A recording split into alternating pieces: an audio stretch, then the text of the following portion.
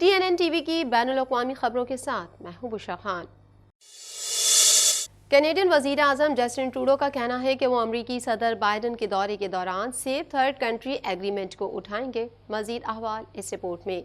Canadian वज़ीर आज़म Justin Trudeau का कहना है कि वो अमरीकी सदर बाइडन के दौरे के दौरान सेफ थर्ड कंट्री एग्रीमेंट को उठाएंगे। इस मुआहदे में कहा गया है कि पनाह के मतलाशी जो अमरीका या कनाडा में दाखिल होते हैं अपने दावे वो पहले मुल्क में करें जहाँ वहाँ पहुँचते हैं, क्योंकि दोनों मुमालिक इमिग्रेशन के बारे में एक जैसे नुक्ता नज़र रखते हैं। लेकिन इस मुआहदे में दाखिले के गैर सरकारी मकामात का अहाता नहीं किया गया है। 2017 के बाद से कनाडा में पनाह गुज़ीनों के दावेदारों की आमद देखी गई है जो गैर सरकारी दाखिले के मकामात पर अमरीकी सरहद अबूर कर रहे हैं, जिसमें मॉन्ट्रियल से तकरीबन 50 किलोमीटर जनूब में रॉक्सहम रोड भी शामिल है। हालिया सियासी दबाव का जवाब देते हुए ट्रूडो ने कहा कि उनकी हुकूमत अमरीका के साथ महफूज तीसरे मुल्क के मुआहदे पर दोबारा बातचीत करने के लिए काम कर रही है। जुमेरात को उन्होंने अपने दौरे के दौरान बाइडन के साथ खुद इस मामले को उठाने का वादा किया। ट्रूडो का कहना था कि मैं आपको यकीन दिलाता हूँ कि सदर बाइडन के साथ बराह रास्त अपनी बातचीत में मैंने उन्हें बताया है कि यह हमारे लिए एक तरजीह है। ट्रूडो को क्यूबेक के वजीर आला और क़दामत पसंद रहनुमा पियर पॉलिवर की तरफ से पनाह के मतलाशियों के लिए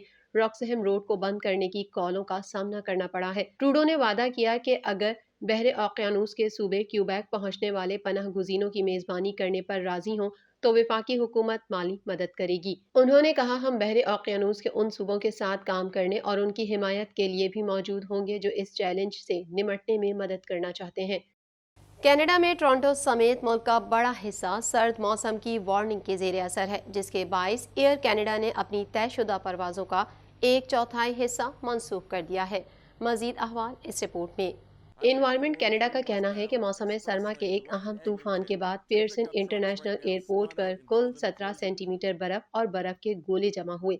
शहर के शुमाल में कुछ इलाकों में ज्यादा बर्फबारी हुई, बशमूल किंग सिटी 20 सेंटीमीटर और कैलेडन 19 सेंटीमीटर। शहर के मगरिब और सिरे तक कुल जमा कम था।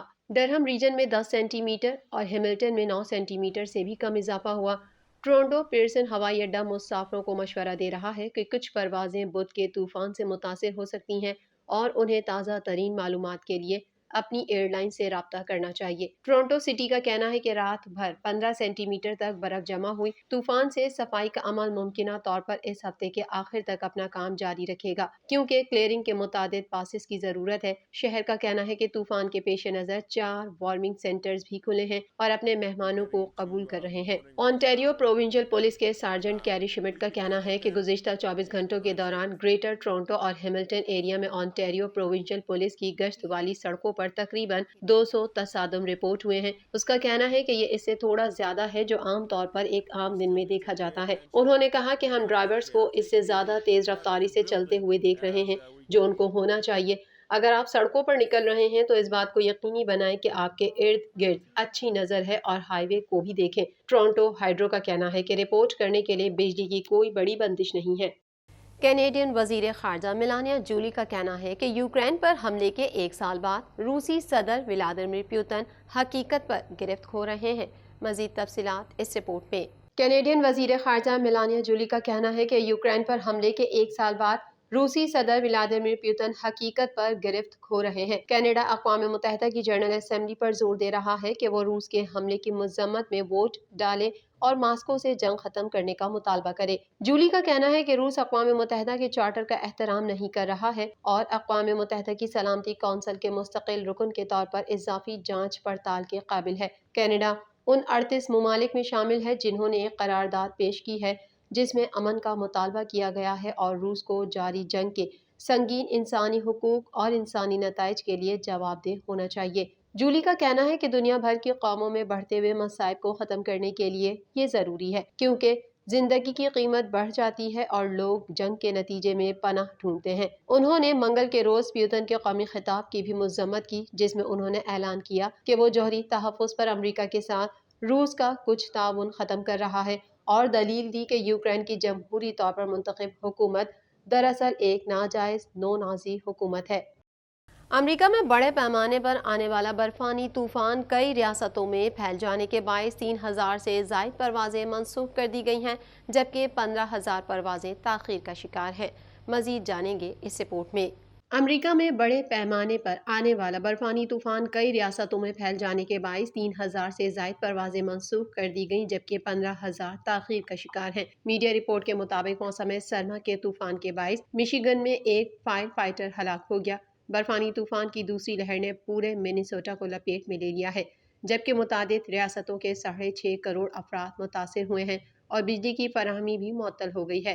نیو یارک، وسکونسن، ایلینوائے، انڈیانا اور مشیگن میں 9 لاکھ سے زائد گھروں اور کاروبار کی بجلی منقطع ہے۔ رپورٹ سے مطابق ایک الگ سسٹم کے باعث کیلیفورنیا میں غیر معمولی موسم کا سامنا ہے جہاں بیشتر علاقے تیز ہواؤں اور موسم سرما کے طوفان کی وارننگ کے زیر اثر ہیں۔ واضح رہے کہ جنوبی کیلیفورنیا کے پہاڑوں پر 1979 کے بعد پہلی بار برفانی طوفان کی وارننگ جاری کر دی گئی ہے۔ برف کی موٹی چادر نے ہڈسن، وسکونسن میں شاہراہوں کو مکمل طور پر ڈھانپ لیا جس کی وجہ سے سڑکیں بند ہو کر رہ گئیں اور ملک کے بیشتر حصوں میں اسکولز بھی بند کر دیے گئے ہیں۔ دوسری جانب اوہایو ویلی اور جنوبی حصے میں گرمی کی شدت سے نیا ریکارڈ بننے کا امکان ہے۔ غیر ملکی خبر ایجنسی کے مطابق فلوریڈا کے علاقوں میں پارہ 31 سینٹی گریڈ سے اوپر جانے کا امکان ہے۔